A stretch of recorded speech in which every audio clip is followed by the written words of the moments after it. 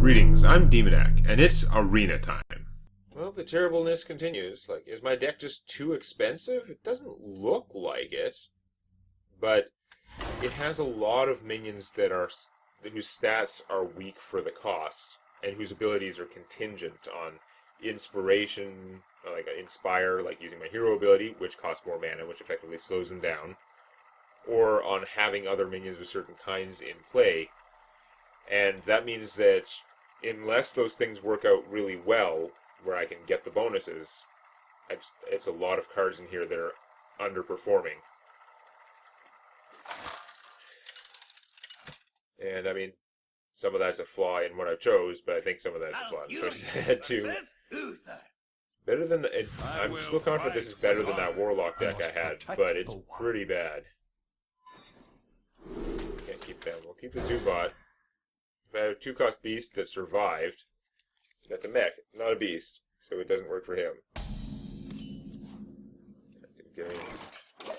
I didn't get any cheap Murlocs that were worth taking with him. The only Murloc I saw was the one that's terrible if you don't have other Murlocs. One shot, one kill. Speaking of terrible, that's not much we'll play. Oh, and you weren't squelched. What the hell? So do I kill her to prevent her from being buffed, or do I play things? I think I'm going to just kill her for now, and then play a Spider Tank next turn. As opposed to playing my own bigger minion with taunt, but this is a paladin, she could have got buffed somehow and bad stuff happens. Reporting for duty. Making guys, like just saying something buffs, I don't know. Ooh, do I want the Spider Tank again? Or do I want a 2/5 against that stuff? This would also be a beast, so we're going to do this. Because then I have the option to play him and give it +1/+1. Be like, hello. Although, I'd prefer to play him next turn, or Kung Fu and this. So far my opponent has played not much. What are you doing now? Now you have mana. You're saving your cards. Well, you saved one card by using a hero power. Let me think.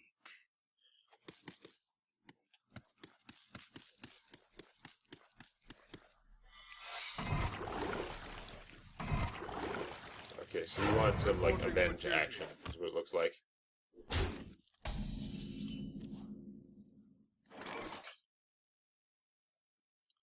Next turn I could do that with him. So, yeah, we're gonna try and kill one, see what happens. Avenge. Not avenge. Okay, what the... I'm confused now. You're gonna reduce him to 1 hit point? No.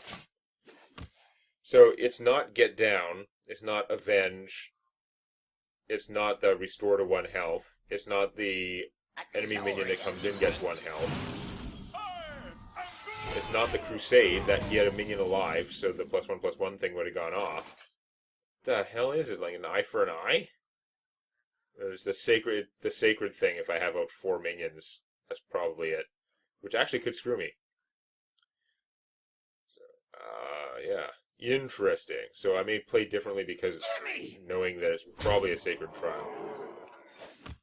For the wild.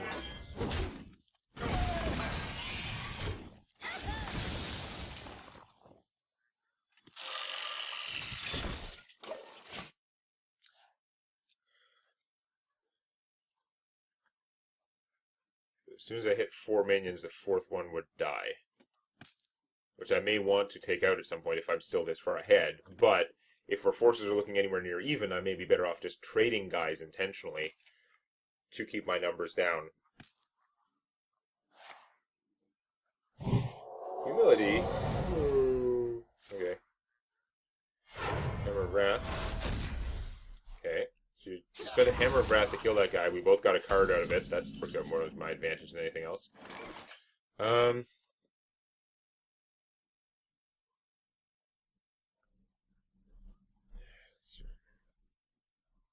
don't want to trigger the Sacred Trial.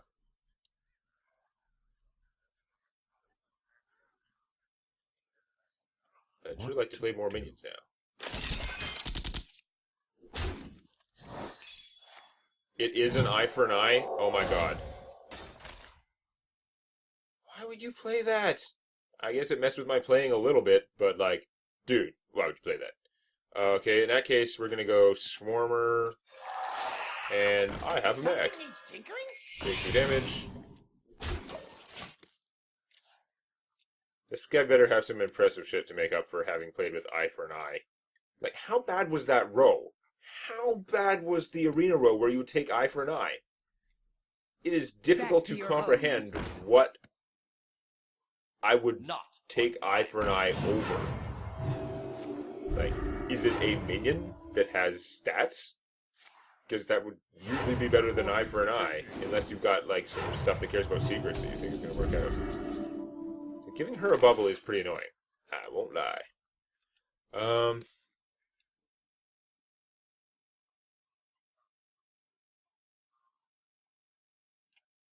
So gotta get rid of her.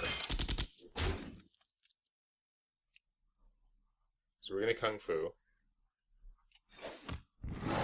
Then my Swarmer can attack as well. Gonna kill that. And that. And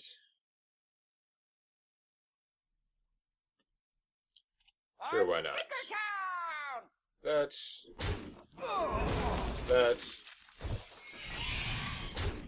and that.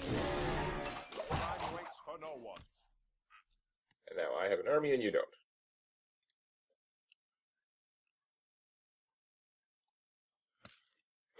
Is it worth armoring this thing to keep it alive? I could have just traded it for the other thing and he would have had 1 more hit point.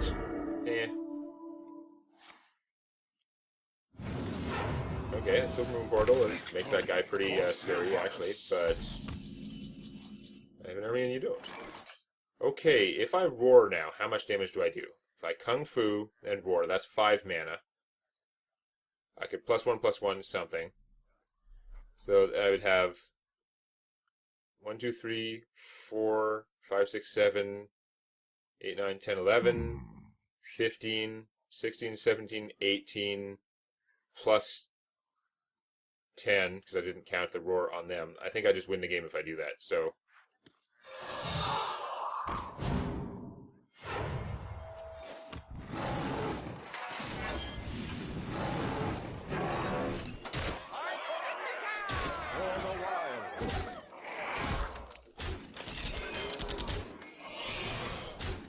Math, everybody.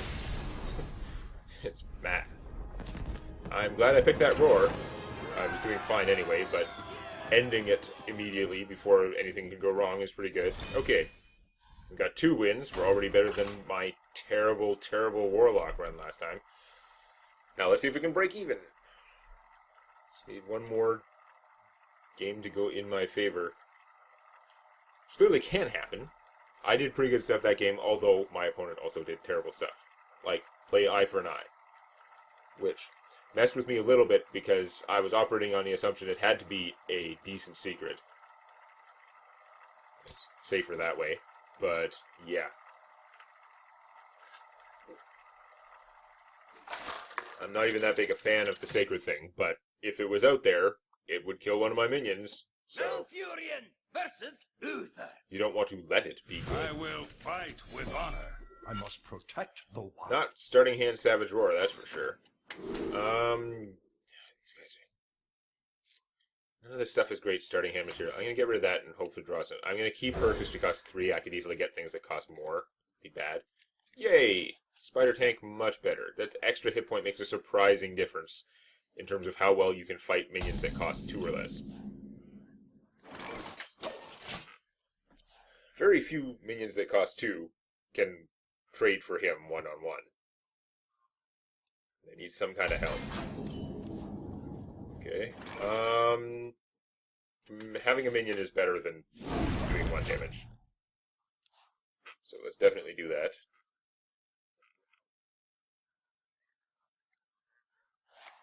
Coin out what? Shall we put a kink in their plans? Saboteur, I think I just trade for that, that's fine. My 2-cost minion trades for this 3-cost minion. That sounds familiar. I'm going to play her Well met. because there's nothing on the board to attack her. Next turn I could Kung Fu and Wrath, get a free 1/1, and maybe do some This stuff. only works on the simple-minded. That's worth wrathing. I mean, it's not as bad on a Paladin. He's going to whip out less weapons over the course of his career, but let's just blow her up anyway. She's a good size. And, of course, I get a free 1/1. So at this point, she's basically paid for herself. She now gave me 4/4 worth of stats for that 3 mana. I had to do something to get it, but it's okay. And then going forward, if I use her again, then she's really working out. Pass me that arc light spanner! I wonder if that fly showed up on camera. Big ass fly. Okay, 2/4 does pretty well against these guys. So I'm going to change gears. I was maybe going to do him in Kung Fu, which might be worth if I trade her. But I could also just play a 4. Board control's good. I don't want the Paladin to have a guy alive that he can do stuff to, right? So let's actually do that. Be purged. Even though she'll be at 1 hit point. Consecrable and stuff. For the wild. Because I have the spider tank to play, that works out.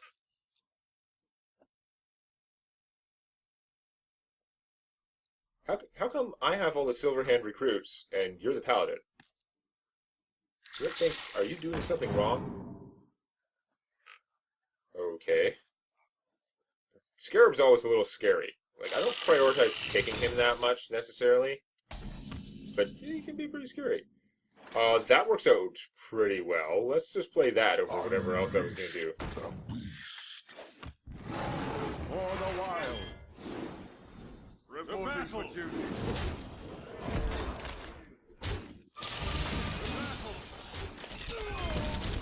I like that plan. This guy is so strong. He's strong and constructed. In Arena, he's just nuts. Okay, well, we get to see how wrong I am about them, because they could be pretty dangerous. Store 6 health. It's random 6. Like, it's the same cost as the thing. It's pretty awesome. But now, we're going to, I think we're going to play a taunt and keep building our army. Although I could play him, that'd be really going for the throat. Because if you don't kill him, you're in trouble. Yeah, let's see if the Paladin can kill everything. Nature strikes. The battle. Be purged. Because he's got to kill just about everything I have to stop me. And I have this as charging as a backup. Okay. If this is the direction he's going in, I'm not worried. I was only worried about things that would kill everything, basically. Ooh. Oh, it so is. Because I had beast modes like +2 attack, and I could still play a charge guy. Okay.